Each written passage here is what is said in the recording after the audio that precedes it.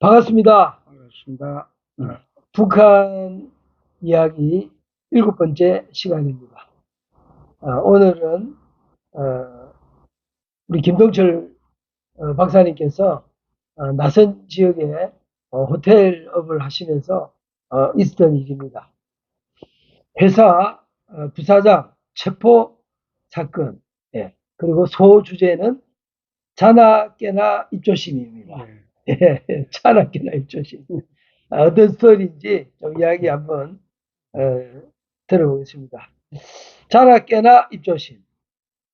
나의 두만강 호텔 가명입니다. 최수는 부사장은 아내와 인척인 조선족 중국인이었다. 2012년 초 김정은 집권 초기에는 북한 사회 분위기가 어수선하였다.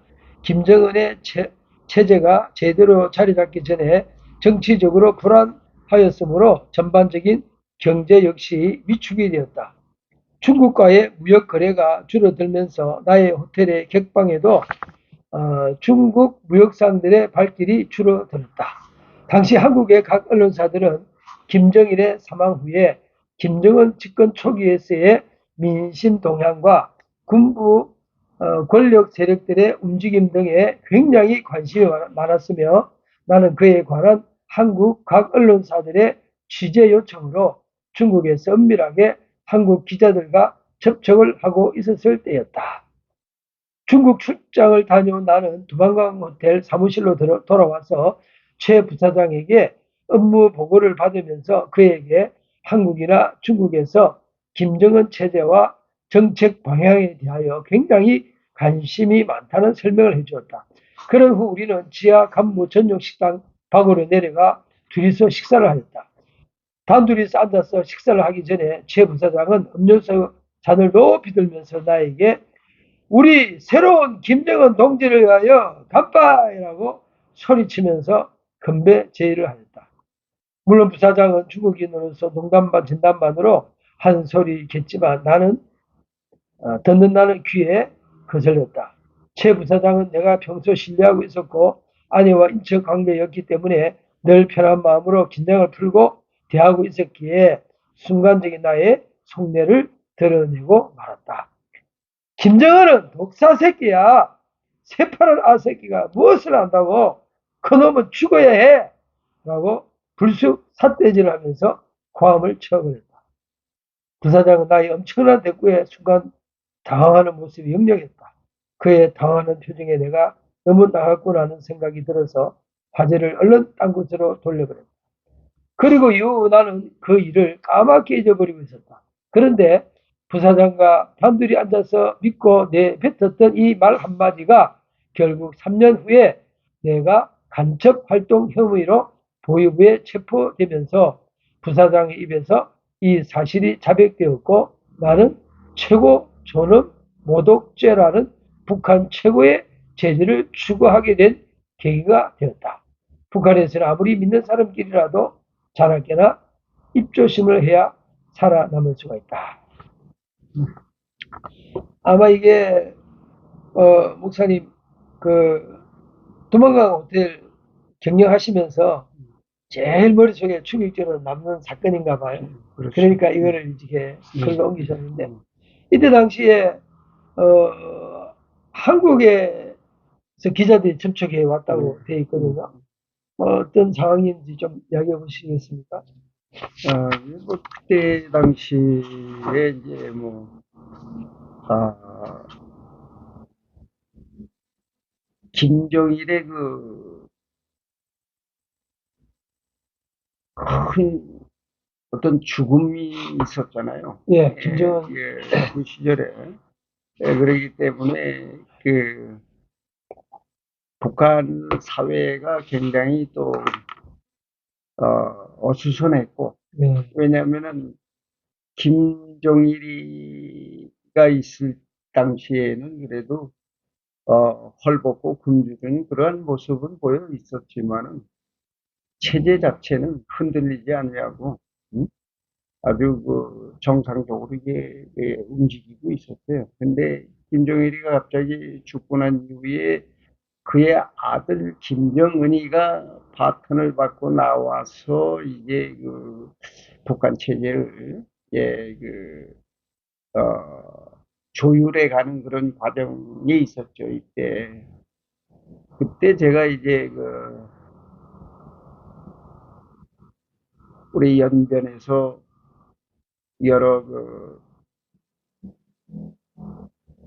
한국의 예, 뭐 신문사든지 예. 방송사 그 목사님은 예, 그러면은 한국의 이게 언론하고 접촉한 지 굉장히 오래됐습니다. 그렇죠. 네, 네. 어, 왜냐하면 제가 이제 그 어, 상황이 특수하다 예, 보니까 뭐, 내 입지가 예, 그냥 뭐 한국 사람은 원래 그 북한에 가서 예, 있을 수가 없으니까. 그러니까 근데 나는 한국인이면서 미국인이면서 미국인이니까. 그러니까 아주 그런 그리고 또 낮은 선봉이라는 그게 그렇죠. 그러니까 예, 언론이 그때부터 주목을 네, 했네요. 네. 음, 그래서 이 한국이 그때 당시 나는 언론이라는 이런 그 매체들도 다 몰랐을 때고 예, 나는 뭐 한국을 떠난 이후에는 한국에 와본 적이 없기 예, 때문에 뭐 한국의 여러 그 기자들이랑 방송사에서 이게 접촉이 돼가지고 북한 내부에 대한 이야기들을 예, 많이 하고 있을 거죠. 예, 네, 이때 이제 그것을 중국에서 제가 이제 끝마치고 돌아와가지고 제 호텔에 들어와서 식사를 하는 과정 속에서 이제 그 사건이 일어난 거죠. 그래서 엄청나게 화난 것 같아요. 막 이렇게 참, 왜냐하면은 지금 물론 이제 제 부사장은 중국인이고 또 음, 이게 그 바깥 세계를 모른단 말입니다. 사람들이. 그래서 이제 아무래도 이제 자기 입장에서는 뭐 여기에 글에 써 있는 것처럼 농담 반 진담 반으로 이제 그러한 이야기를 할 수밖에 없었던 예, 것 같고 음, 그래서 저는 이제 그러한 얘기를 듣고 나니까는 좀 기분이 언짢아서 이제 그렇게 보통은 제가 자르는 게 아니었던 것 예, 같아요. 내가 이제 좀 아주 그 단호한 그런 이야기를 했던 것이죠. 이것이 이제 나중에 예, 후에 훗날에 이제 제가 이제 체포가 되는 그런 과정 속에서 가장 예, 집요하게 묻게 된 아, 그 조사받을 때 그 이유가 됐던 예, 것이죠. 이 이야기가 그 부사장에 의해서 실토되는 바람에 그런 사건이 있었음을 예. 이제 기록을 한 거죠. 계속 읽겠습니다. 북한 여자들을 함부로 집적대지 마라. 제목이 참 재밌습니다. 네.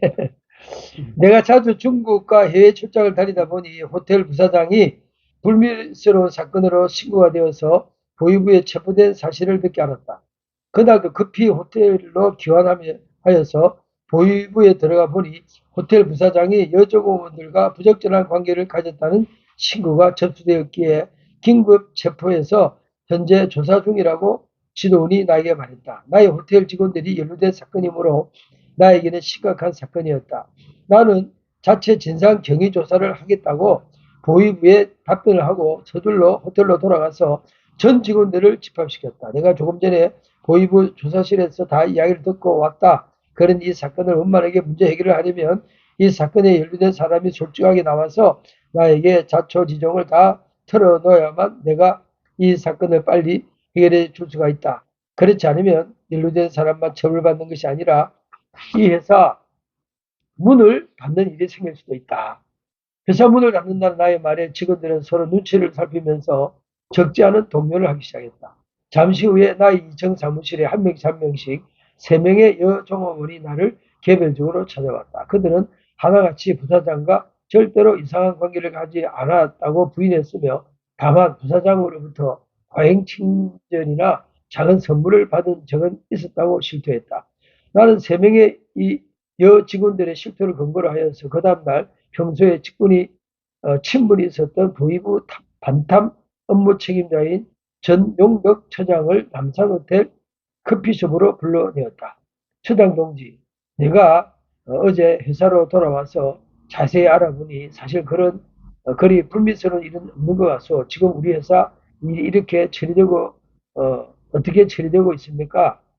나의 물음에 전 차장은 아직까지 부사장을 조사 중이므로 내래 무엇이라 말할 수가 없어. 다만 아직까지 크게 뭔가 나온 것은 없어.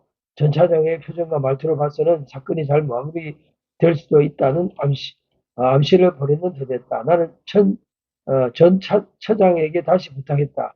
처장 동지, 그렇다면 더 이상 시간을 끌어봤자 뭐 별다른 게 나올 게 없으니 노선에서 그만 잘 알아서 처리해 주시면 안 되겠어? 나의 말에 전 차장은 알겠어. 회장 얼굴을 봐서라도 내래 한번 알아보겠소라고 대답했다. 고맙소, 처장 동지. 우리 이번 일이 잘 끝나면 나중에 다시 조용히 한번 만납시다. 하고는 전 차장과 헤어졌다. 이틀 후에 부사장은 보위부에 체포된 지 일주일 만에 석방이 되어서 회사로 돌아왔다. 나는 풀리나 부사장에게 다시 한번 조율을 시켰다. 당신과 나는 이곳에서는 이방인이야. 이방인은 항상 노주의 인물이며 관심의 대상이 되잖아. 50여 명 가까운 직원들의 눈이 24시간 부사장을 항상 지켜보고 있다고 생각하면 돼. 부사장이 조금이라도 불미스러운 행동을 하다가는 금방 신고가 들어가고 소문도 나고 이 회사를 운영할 수가 없어. 부사장이 여직원들과 오해받을 만한 짓을 하면 회사 사장인 나는 오죽하지 않겠느냐라는 생각을 하지 않겠어. 이번 일은 내가 알아서 잘 처리하였으니 차후에는 내사 행동에 절대로 조심해야 한다. 나의 주위의 부사장은 연신 잘못을 인정하며 앞으로 행동에 더욱 조심하겠다고 했다. 이 사건이 연루된 나의 호텔 여직원 3명은 그 후에 안타깝지만 사직 처리하여서 다른 종업원들에게 업무 규율에 관한 경종을 울렸다. 외국인이 북한의 이자들을 함부로 집적거리다가 큰 낭패를 본다는 교훈을 제대로 남긴 사건이었다. 여기 이제 내용 중에 보위부 반탐 업무 책임자, 반탐이라는 말도 나오고, 그리고 이야기 중에 계속 동지, 동지 이렇게 하거든요. 실제로 주고받는 대화가 동지로 통합니다. 네. 그게 이제 그것은 이제 첫 번째 반탐이라고 하는 것은 좀 생소한 단어죠. 여기 한국 사회에서는. 예, 그러나 이제 이 반탐이라고 하는 이 업무를 이게 임무를 가지고 있는 그러한 사람들은 북한에서 뭐라고 얘기를 하냐면은 간첩을 색출하는 그러한 특수한 임무를 받고 활동하는 사람을 말하는 거죠. 이게 반탐은 글자 그대로 공화국의 반기를 드는 또는 공화국에 대해서 좋지 않는 말과 행동을 하는 이러한 사람들을 감시하는 사람들이죠. 근데 또 제가 이해가 안 되는 거는 남녀 문제 때문에 호텔이 문 닫을 수 있다는 게 이게 이해가 안 되거든요. 당연하죠. 왜냐하면 지금 북한 보위부라고 하는 것은 무소불위한 권력을 가지고 있고 또한 그만한 또 어떤 권한도 가지고 있습니다. 그래서 특별히 우리 나선 씨는 또 무역지대 아니겠습니까? 거기가. 그래서 이 중국인들이 주로 많이 다니는 곳이 이 낮은 선봉입니다. 그렇기 때문에 낮은 선봉에는 외국인들이 많이 출입을 하다 보니까 자연스럽게 북한 종업원들과의 어떤 불미스러운 관계가 간혹 나타납니다. 난 드러나지. 근데 그게 호텔을 그만둬야 되는 상황까지 발전한다는 그렇죠. 발전하죠. 왜냐하면 그것을 이제 크게 다루었을 때는 완전히 문을 닫게 해버리는 거죠. 그래서 이제 그런 사고가 발전을 하면은 이거는 언제 다시 이 사업을 재개할 수 있을런지가 모르는 거죠. 그렇기 때문에 특별히 주의를 해야 됩니다. 이 여자를 자기의 생각대로 찝쩍거리면 절대로 안 되는 곳이 바로 거기에요. 그리고 동지라는 단어가 네. 그냥 이 대화 속에 그냥 예, 동지 이렇게 하는 그렇죠. 거예요. 예, 얘는 그건 뭐 저도 거기서 오랫동안 생활을 또 해나가고 그래서 사업을 하다 보니까 당연히 이제 나와의 관련되어 있는 사람들이 누구냐면은 예, 그래서 제가 사업을 하면서 저와 그 또 사업을 같이 해야 할 사람들이 바로 그 라손시 시당하고 두 번째는 인민위원회죠. 이제 그 외에 이제 어, 공안기관이라든지 보위부가 또 따로 있습니다. 그래서 상당히 조심스러운 그러한 그 관계를 맺을 수밖에 없기 때문에 그들을 만나서 이야기를 할 때는 서로가 이제 편하게, 예, 뭐 편할 수밖에 없죠. 뭐 가장 뭐 가깝게 이 사람들을 봐야 되고 서로 사업 가운데 왔다 갔다 하기 때문에 그래서 이제 동지라는 말도 나오고 그런데 사실은 여기 전용덕이라고 하는 이분의 이름은 가명이 아닙니다. 사실 그대로예요. 예. 예. 그래서 이 전 처장이라고 하시는 분인데 이분이 나와 아주 깊은 관계 속에서 사업을 하던 사람이에요. 예, 나는 또 이 사람이 꼭 필요한 것이 왜냐면은 이 사람은 그냥 일반 보위부가 아니고 반탄기관에 있는 보위부예요. 그렇기 때문에 이 사람의 어떤 그런 입김이 작용이 되어야 내 사업이 좀 편리할 수 있어요. 왜냐하면 우리 호텔은 다 외국인이잖아요. 외국인만 들어와서 숙박을 할 수 있기 때문에 그래서 더더욱이 이 반탄기관에 있는 이 보이부 사람들하고는 저하고는 아주 가까운 그런 거래를 하는 사람들이죠. 그래서 이 사람들을 만날 때마다 동지라고 하고 이 사람들은 나에게 회장님이라고 하고 그랬던 겁니다. 그 북한의 이제 낮은 선봉 지역에 이런 투박한 호텔 경영하시면서 이게 남산 호텔이라고 되어 있는데 남산 호텔은 무슨 말이죠? 예, 남산 호텔은 우리 호텔에서 약 한 500m 정도에 떨어져 있는 곳에 이 남산 호텔이 있는데 이 남산 호텔은 본래의 우리 나선 씨가 운영하는 호텔입니다.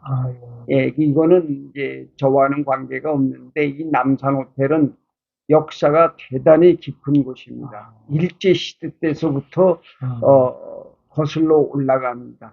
이 남산 호텔은 일본 사람들이 지은 거예요.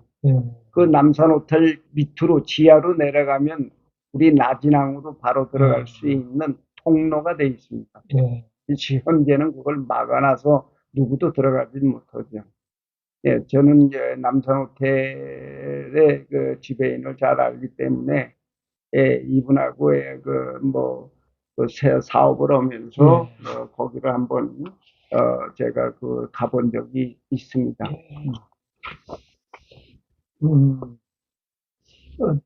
북한 미녀들의 섹슈얼 심리전 이렇게 해서 소제목으로 미녀들에게 강한 남자는 없다 이런 제목입니다. 북한 여자들 중에는 미녀들이 많다. 특히 외국의 관광객들이나 외국 손님들이 자주 왕래하는 상점이나 음식점에서 근무하는 여성 일꾼들은 외모가 단정해야 하고 말투나 공역 접대 요령들을 철저하게 교육받는다. 외국 손님들에 대한 서비스나 친절의 수준은 가히 세계 최상의 수준이라고 해도 과언이 아니다. 예쁜 미녀들이 옆자리에 착 달라붙어서 단한 한복 소매를 살짝 걷어붙인 하얀 손목으로 불판에 고기들을 일일이 구워서 젓가락으로 자기 밥 위에 얹어주며 부끄럽게 웃는 미녀의 미소에 기분이 좋지 않은 남자는 이 세상에 단 한 명도 없을 것이다. 한국인을 포함한 대다수의 외국인들이 러시아나 중국에서 북한 식당에 들어가서 북한 언니들의 서비스를 받아본 사람이 있다면 이 말을 실감할 것이다. 외국인들을 상대로 하는 북한 여종업원들은 본연의 업무 이외에 특별한 교육이나 학습을 주기적으로 받아야 하며 그녀들의 상냥한 미소와 몸짓, 말투는 외국 남자들의 관심을 끌기에 충분한 매력을 지니고 있다. 특히 한국 남성들이 해외의 북한 식당이나 상점에 우연히 들어갔다가 북한 미녀 종업원들의 이상야릇한 낯선 분위기와 친절한 묘한 감정을 느끼게 되면서 인간적인 동족애의 면밀의 정과 혼합이 되면서부터 변질된 통일감과 국가 간의 혼선까지도 초래하는 경우가 있다. 이렇게 예쁘고 착한 북한 사람들과 자유로이 왕래하면서 서로 교류하게 되면 얼마나 좋을까. 알고 보면 정말 좋은 북한 사람들인데 굳이 서로 같은 민족끼리 어르렁거리며 총뿌리를 겨누고 살아갈 필요가 어디 있겠는가. 이러한 단순하고도 낭만적인 인간 내면의 감정들이 솟아오르면서 섣부른 감상적 통일의 꿈을 꾸곤 한다. 여기 뭐 두 가지 이야기를 하시는 것 같아요. 북한의 그, 참, 여정원들의 그 모습하고 또 거기에서 또, 이렇게, 한국인들이 또 여정원분들을 만나면서 이렇게 감상적인 생각이 젖는 이런 양면적인 이야기를 하셨는데, 이 주제를 다룬 데는 무슨 이유가 있는 것 같아요. 이거는 뭐 보편적인 거죠. 이거는 이게 제 입장에서 제가 사업을 하는 과정 속에서 이러한 일들이 자주 벌어지는 일들은 아닌데, 그러나 이제 외국인들이 모르고 여기에는 한국이나 다른 나라에서 온 사람들이 여기에 들어오는 것은 없습니다. 대래 전부 중국 사람 아니면 러시아 사람들인데, 이러한 사람들이 이제 들어와서 활동하는 과정 속에 자기 사업을 하는 과정 속에서 자주 이제 식당을 갈 수밖에 없지 않습니까? 그래서 이제 이 사람들이 그 식당을 자주 다니면서 이제 종업원들하고의 접촉이 있을 수밖에 없으니까, 그래서 호텔 식당 말하는 거죠? 그렇죠, 이게. 그래서 이제 이 사람들이 들어와서 뭐 아주 젊은 여자아이들이 이게 서비스를 해주고 하니까, 당연히 남자들 입장에서야 어떤 그런 여성에 대한 어떤 그런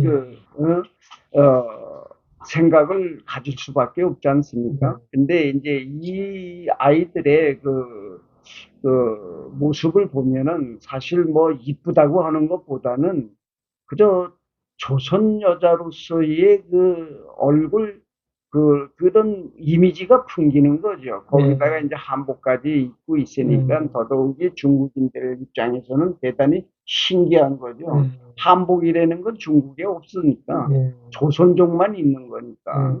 그런데 이제 여기에 들어와서 그런 걸 보니까 굉장히 호기심도 있고 건드려 보고 싶은 생각도 있고 뭐 이런 일들이 있는 거죠. 그러나 이제 종업원들은 절대로 거기에 응하지 않죠. 그렇게 교육을 받고 여기 들어와서 자기의 접대원의 생활을 하는 것이니까.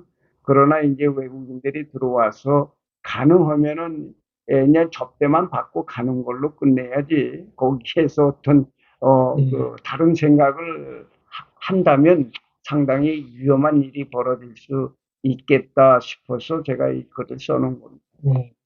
북한에서는 남녀 관계가 굉장히 통제된 것 같은 느낌입니다. 예.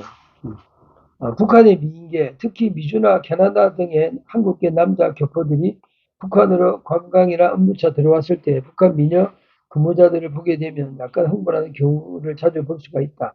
그들은 원래부터 폐쇄된 북한에 대한 호기심이 많을 뿐만 아니라 이 근무자들과 언어가 통하기 때문에 북한 여자들에 대한 관심도는 다른 외국인들보다도 훨씬 높은 편이었다.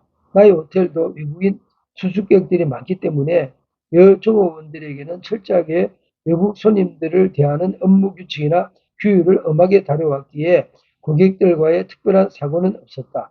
북한은 외국 남자들을 상대로 하는 북한 미녀 일꾼들의 이러한 인간 내면의 낭만적인 본성을 자극할 수 있는 특수한 심리를 적극적으로 활용하는 전략도 사용해 오고 있다.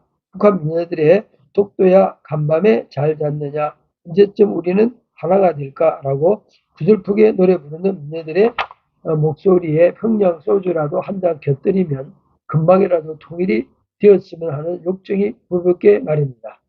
이러한 낭만적인 전략은 미녀들을 보호하고 아껴주려고 하는 남자들의 동물학적 본성을 자극하며 특히 한국 남성들에겐 통일의 민족주의적인 감성과 동포애적인 접근을 표방하는 고도의 섹슈얼 심리전으로 활용하고 있다. 예로부터 아름다운 여성들을 활용한 미인계 스파이 사건들은 종종 존재해왔다. 북한도 예외가 아니므로 특히 북한으로 업무차 가는 한국 남성들은 북한의 미녀들을 항상 조심해야 한다. 북한 미녀들을 위해서 포섭도 한다는 이야기입니까?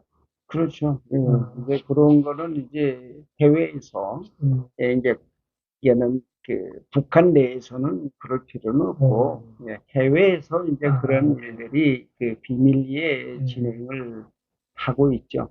그것이 그렇다고 해서 해외에서 또 비밀리에 진행한다고 해가지고 뭐 무수하게 그러한 일들이 있다라는 것은 아니고 특수한 경우에만 그런 일이 있을 수 있죠. 그래서 북한에 들어오는 그 해외 사람들이 아무래도 이제 북한에 오면은 북한 여성들을 볼 수밖에 없으니까 그러니까는 좀 어떤 면에서는 좀 이렇게 친해 보려고 하는 그런 생각을 갖고 있는데 아무래도 이제 그 해외에서 특히 뭐 국적이 캐나다라든지 아니면은 뭐 미국이라든지 아니면은 뭐 호주라든지 뭐 이런 쪽의 국적을 가진 한인들은 들어올 수 있습니다. 허가만 되면 들어와서 이제 자기들이 원하는 일을 하는 것이죠. 그런 속에서 이제 식당을 자주 출입을 하다 보면 식당의 종업원들하고의 그 맞닥뜨리는 그런 일들이 많이 있어서 본인들은 그냥 여 종업원들에게 따뜻하게 대해주고 싶죠. 그러나 이 종업원들은 한편으로는 뒤로 감추는 게 있죠. 그래서 어떻게 보면은 이 사람들의 그 일거수일투족을 그 감시하는 그러한 역할을 이 접대원들도 하고 있습니다. 단순 접대가 아니라는 이야기죠. 그렇죠. 모든 게 개인과 사회적인 어떤 게 연결되어 있다는 이야기죠. 그때를 하면서도 국가 관계되어 있고, 그렇죠. 다 연결되어 있다는 거죠. 이 공개 인민재판 현장, 마녀 사냥하는 군중심리. 여기도 이제 개인적인 애정 행각이 사회적인 문제에 대해서 공개재판까지 하는, 도대체 이제 다른 나라 사회에서는 볼 수 없는, 그러니까 개인과 사회가 완전히 엮여져 있는 거예요. 한번 제가 읽어보겠습니다. 마녀 사냥하는 군중심리. 라센시 인민위원회 기업소에 소속되어 운영하는 외국인 식당에서 중국인과 북한 여종업원의 애정행각 사건이 발생되었다. 북한에서는 외국인과의 이성적 사귐이나 결혼을 애초부터 불허하고 있다. 외래 자본주의 사상이 주체 사상을 오염시키는 것을 원천적으로 봉쇄하기 위함이다. 특히 북한 기업소의 식당 여종업원들은 외국인 손님들과의 개별적 접촉이 일체 금지되어 있다. 또한 외국인과의 연애라든지 남녀 간의 부적절한 관계는 아주 중대 범죄로 취급하고 있다. 보위부 반탐 기관에서 이러한 사건들을 조사하면 보안서에서 이러한 범죄자들의 공개 재판을 주관한다. 중국인 남자는 벌금을 내고 추방되었고 한 번 추방된 외국인은 두 번 다시 북한 입국을 불허한다. 북한 여종업원은 수많은 주민들이 모인 자리에서 범죄자가 되어서 철저하게 인격적 살해를 당하고 있었다. 공개재판은 라센시 혁명사적관의 김일성, 김정일 동산 앞에서 열렸다. 외국인과의 부적절한 관계는 1인 숭배 체제에 위반되는 행위이며 당과 인민을 배반하는 행위임을 스스로 자백하는 순서가 이어졌다. 나는 위대한 수령님의 따뜻한 보살핌을 망각하고 잠깐 돈에 눈이 어두워서 공화국 국민으로서 해서는 안 되는 일을 하여서 규율을 어기고 인민들을 배반하였습니다. 위대한 수령님과 공화국의 명예를 먹칠하고 숭고한 민풍양속을 해친 죄인입니다. 여종업원은 침통한 표정으로 육과 원칙에 따라서 자기가 저지른 행동에 대하여 소상하게 자백하였다. 이 공개 인민재판은 보안서에서 주dom적으로 주관해서 주로 공개되어 있는 오픈된 장소에서 군중들을 모아놓고 그 앞에서 열린다. 범죄자가 본인의 범죄 사실을 실토하면 군중들은 술렁거리며 흥분하기 시작하면서 입에 담지 못할 욕과 야유는 물론 쓰레기를 추측하는 등 물리적인 행동까지도 발생한다. 군중들은 쉽게 야만성을 나타내며 한 여자를 순식간에 천하의 쳐죽일 마녀로 둔갑시켜 버린다. 이러한 과정을 거치고 나면 보안소에서는 그 범죄자를 즉석에서 단죄와 처벌 판결까지 내려버린다. 별도의 법원에 기소되어서 변호 절차를 거치며 인권을 보호받을 수 있는 기회는 전혀 없다. 이것이 북한 공개 인민재판이다. 이성연애나 결혼도 국가의 이념에 맞도록 해야 한다. 이와 같은 세계 희귀한 법들이 현재까지 존재하는 나라다. 지금 공개 인민재판인데, 자, 이런 일들이 자주 있나요? 아니면 가끔 있나요? 글쎄요, 뭐 자주 있다기보다는, 네. 이런 사건, 사고가 발생했을 경우에 인민재판을 해야 할 그런, 직접 보신 예, 거네요. 그렇죠. 특수한 사정이 생겼을 때는 이런 인민재판을 해요. 제가 거기서 17년 있는 동안에 인민재판하는 거 한 4번 정도 봤습니다. 그럼 많이 본 건데요, 그러면. 4번 정도 봤고, 중국에서는 제가 한 2번 봤습니다. 중국에서 똑같아요. 제가 중국에 2000년에 중국에 갔을 때, 아주 꽃갈모자 씌워가지고. 그러면 공개재판 받을 때 이 여자를 변호한 사람 없는 거네요? 없죠.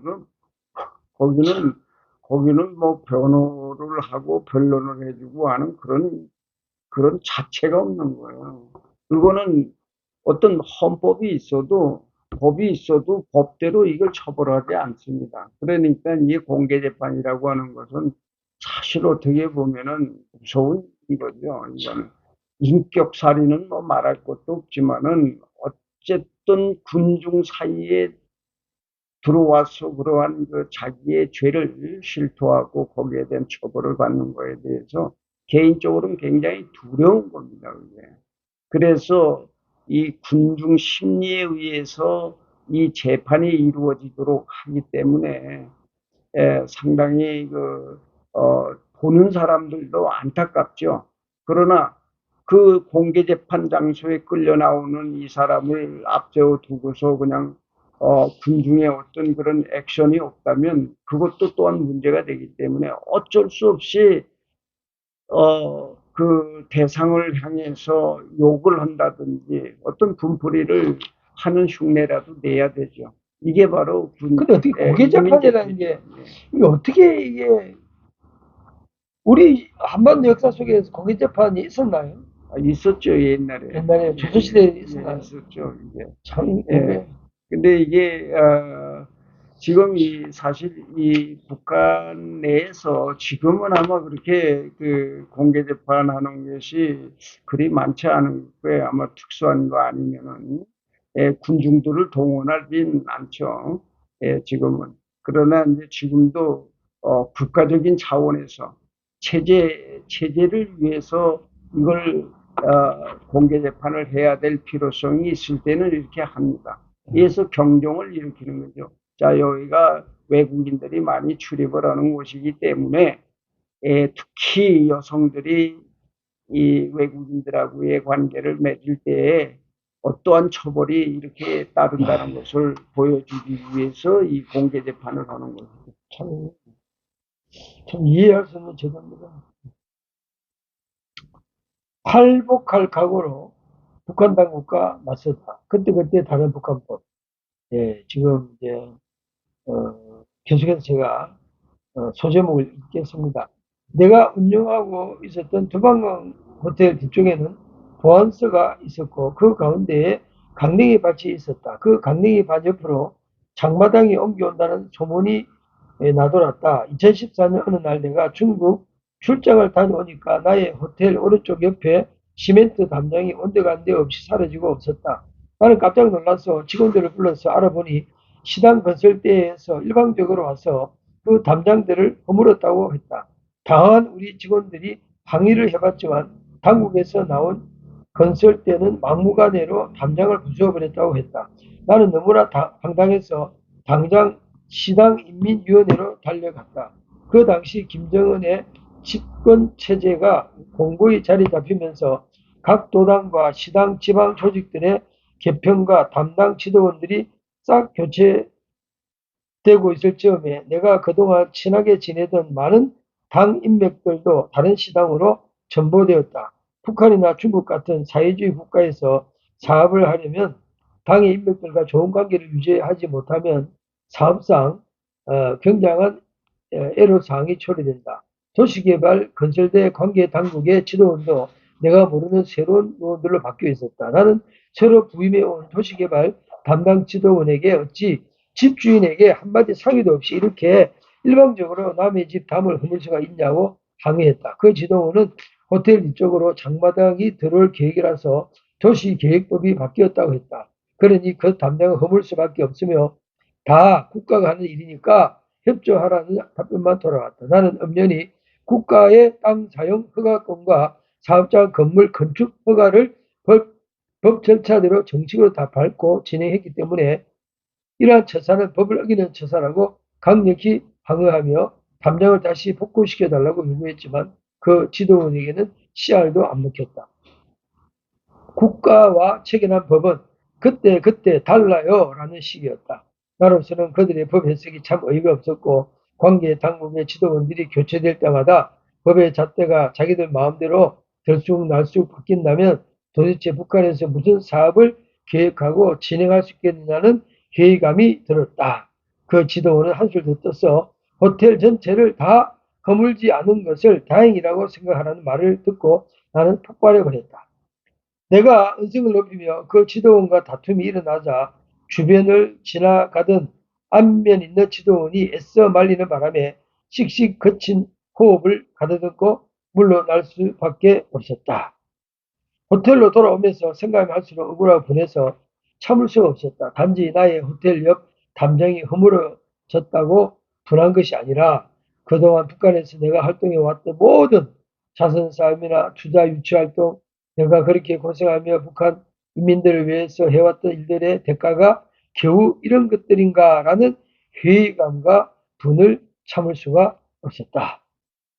이제 한번 이렇게 자기 자신을 돌아볼 수밖에 없는 이 사건이 쫙 터지는 거죠. 그렇죠. 이제 이때가 저도 이제 북한 생활을 꽤 오래 하고 있을 당시인데, 사실 제가 북한에서 한 일이 상당히 많이 있습니다. 물론 이게 그것을 객관적으로 뭐 여러분들이 검증해 볼 수는 없겠습니다만은 제가 이 북한에서 사업을 하는 할 때의 그 경우 자체도 좀 일반적이지가 않습니다. 제가 북한에 들어갈 수 있었던 계기가 뭐 그거는 차차 나중에 얘기를 하는 걸로 하고요. 지금 이제 제가 북한에서 사업을 하는 도중에 이러한 사건이 큰 사건이 벌어진 거죠. 제 입장에서는.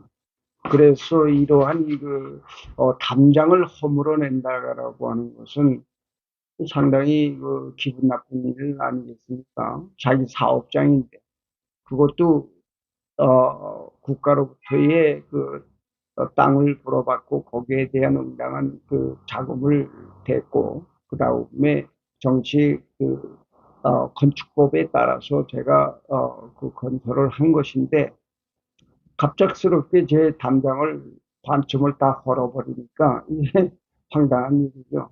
그, 저, 호텔 사업을 할 때는 뭐 계약서라는 게 있을 거 아니에요. 다 있죠. 예. 그런데 그 계약 다 무시해버렸다는 그렇죠. 이게 여기에 지금 말하는 게 그때그때 법이 다르다고 하는 말이 바로 그 말이에요. 그러니까 나는 정상적인 법에 의해서 거기에서 사업자의 등록을 내 가지고 다 하고 있는데 느닷없이 담장을 그냥 자기들 멋대로 자기들 법대로 그냥 허물어 버리니까 저로서는 상당히 기분 나쁘기도 하지만 황당하고 그다음에 화도 많이 나죠.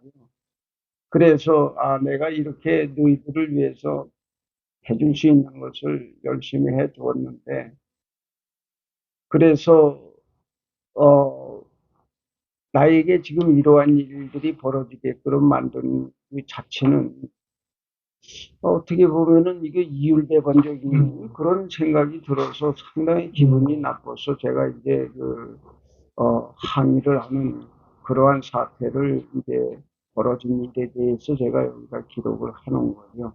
음. 그래서 이제 우리 사진을 하나 예. 보여드리자고요. 제가 예.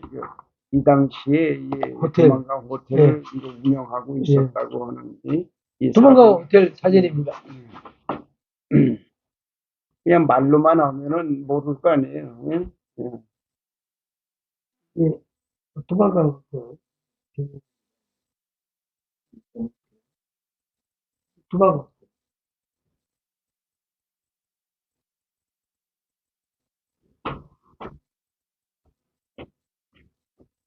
지금 이러한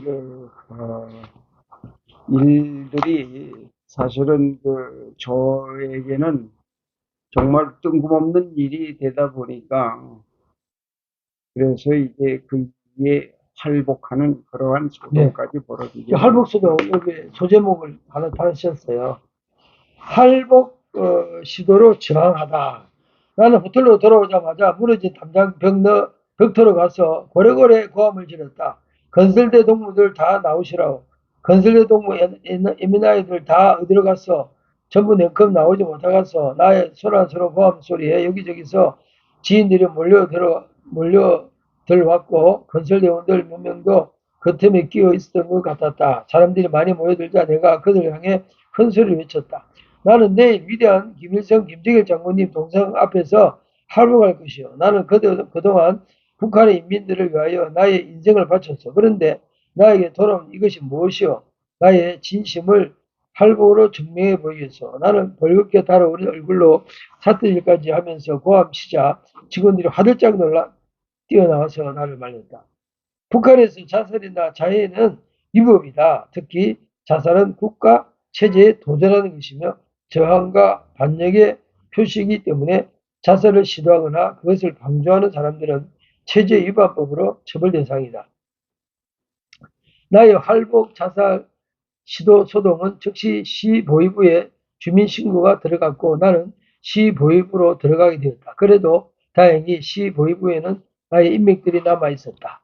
시 보위부 조사에서 나의 억울한 사정을 진술했고 시 보위부에서 나서서 도시개발 부처와 중재를 알선했으며 며칠 후에 나의 담장은 그전보다 더욱더 튼튼한 담장으로 복구되었다.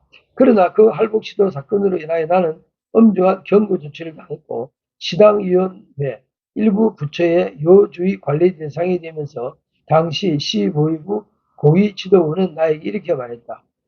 김 회장이 공화국에서 할복하겠다는 것이 어떤 행동인지 아오 외국인으로서 기업 활동 때문에 할복하겠다며 공화국에 정면으로 불만을 표시한 사람은 김 회장이 처음 있는 일이요. 예. 뭐 북한 당국도 보니까 이 시 보위부에서도 상당히 당황한 것 같아요. 그렇죠. 왜냐면 이런 사건이 나면은 자기들 입장에 자기들이 관리하는 그 관리에 어떤 소홀한 점이 부각되기 때문에 상당한 처벌이 있죠, 이 사람들도. 이게 더구나 내가 이제 동상 앞에 가서 활복을 하겠다고 이렇게 나오니까, 이거는 뭐, 저는 그때 당시에 이게 활복을 한다든지 자살을 한다든지 하는 거에 대해서 전혀 몰랐어요. 네. 그때까지만 해도. 그 의미가 이 사람들에게는 있는 거예요. 자살을 한다든가 활복을 한다든가 하는 것은 공화국을 정면으로 도전하는 반역죄랍니다. 근데 그래서 진짜 활복하고 막 하려고 했어요. 그렇죠. 야, 예. 참. 그러기 때문에 제가 아주 위험한 행동을 하게 된 거죠. 난 그걸 몰랐죠. 그렇게 처벌이 있다는 것을. 그러나 이제 훗날에 제가 이제 알고 나서는 이 사람들의 제도 속에는 자살이라는 게 없고 활복이라는 게 없다라는 것을 알게 된 거예요. 왜냐하면 그걸 시도하는 사람은 반역죄로 처벌을 하게 돼 있죠. 결혼 문제도 잘못하면 반역이고, 네. 그죠? 그렇죠. 뭔가 반역이 많네요. 그렇죠. 외국인하고의 결혼이 애시당초부터 이거는 하지 못하게 돼 있는 거거든요. 이게. 그런데 이것을 외국인하고의 결혼을 만약에 했다는 사건이 벌어지면 이거는 그 집안은 풍지박산되고 마는 거예요. 절대로 허용이 되지 않습니다. 외국에 나가 있어도 마찬가지예요. 다시 돌아와야 할 사람이라면은 절대로 외국에 나가서도 어떤 외국인과의 부적절한 어떤 섹스를 할 수가 없는 거예요. 예, 북한 안에서도 역시 마찬가지고. 이거를 이제, 북한 사회에서 일어나는 일에 대하여 내가 경험하고 체험한 것들을 제가 여기다 이렇게 써놓습니다. 북한에서의 사업의 한면을 끼다. 소제목입니다. 나는 북한에서는 권력과 손을 잡지 않으면 절대로 사업을 영위하기가 어렵다는 것을 새삼스럽게 다시 깨달았다.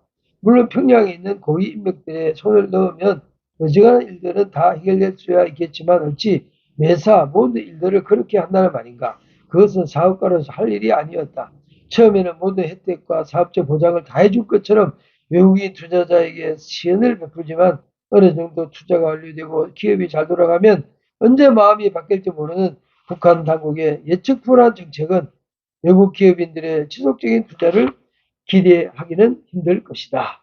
그동안 나는 북한 내부의 사회적 불합리함과 상식이야 체제의 오류에 피곤함을 느끼기 시작했다. 한강에 돌멩이 던지듯 퍼져도 끝이 없는 노예근성과 의타심에 쩔은 북한 주민들에게 적잖은 좌절감을 느끼고 있었고, 이러한 사건들은 북한 당국의 대민 행정 행태와 경제적, 사회적 시스템의 판매를 느끼면서 이제 북한에서의 사업을 정리해야겠다는 생각을 하게 하는 계기가 되었다. 예. 막 결정적으로 마음을 닫을 수밖에 없는 뭔가 이렇게 그런 상황이 왔다는 이야기네요. 이게 사업을, 북한에서 사업을 한다는 거는, 어떻게 보면은 맨 땅에 헤딩하는 것과 같은 거예요. 그러니 원래 북한은 외국이 들어와서 사업하는 역사가 없습니다. 자기네들이 기업소 공장 농장을 만들어서 하는 것은 자기네들이 먹고 살아가기 위해서 하는 그 시스템이고, 외국인이 자기네 땅에 들어와서 이제는 기업을 세우고 거기에서 장사를 한다, 사업을 한다라는 거는 이거는 북한 역사에 없는 거예요. 그러면 그 중국하고 러시아 사람들을 목사님이 이제 기업 유치를 하셨다 그랬잖아요. 그런 거는 상관이 없어요. 왜냐하면 들어오면은 나같이 단독 기업, 외국인 단독 기업으로서의 그 사업을 허가하는 것이 아니라 그들은 들어와서 내가 이러이러한 투자를 하겠다라고 하면 그걸 제가 이제 그 북한에 있는 그 인민위원회의 경제협조국하고 상의를 해서 이 투자가를 어느 기업소에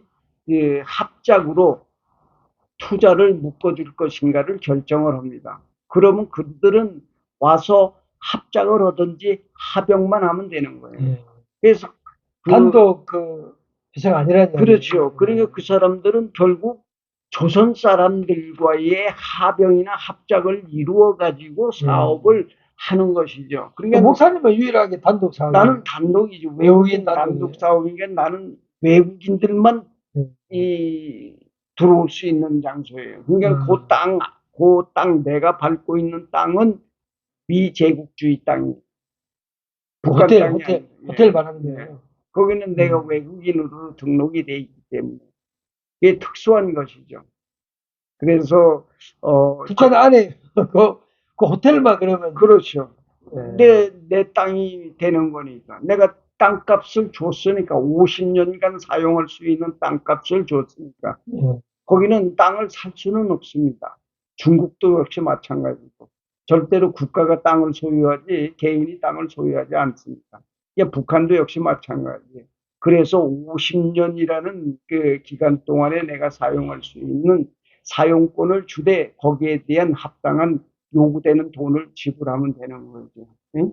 그래서 그 땅값을 가지고 이제 내 행사를 하는 것이죠.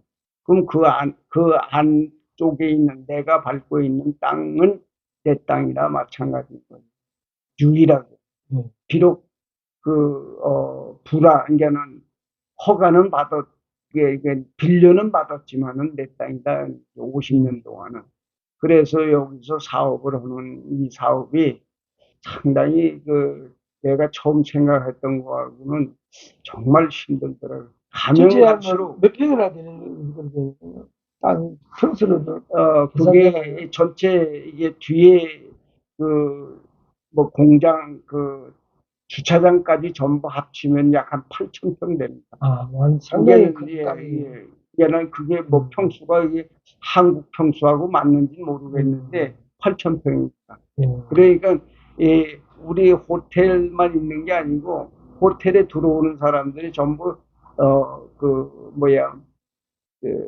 물건을 실어 나르는 그러한 사람들이 이게 컨테이너가 들어와야 되고 뭐 일반 승용차가 들어와야 하기 때문에 예, 주차장 부지가 커야 됩니다.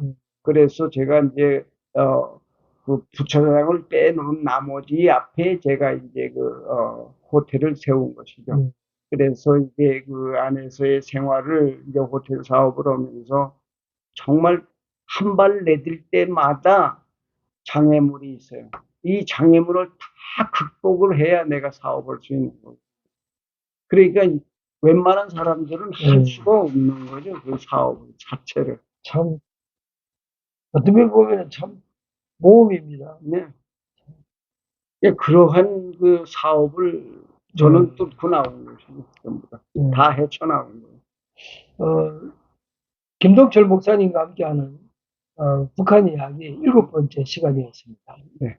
오늘 더 이야기할 여기까지 하죠. 여기까지 하고 제가 이제 요걸 하나 이제 제가 북한에서 그 사업을 하면서 간간히 촬영했던 사진 찍었던 거. 사진 하나 보여드리고요. 우리 나진 시내입니다. 거기가.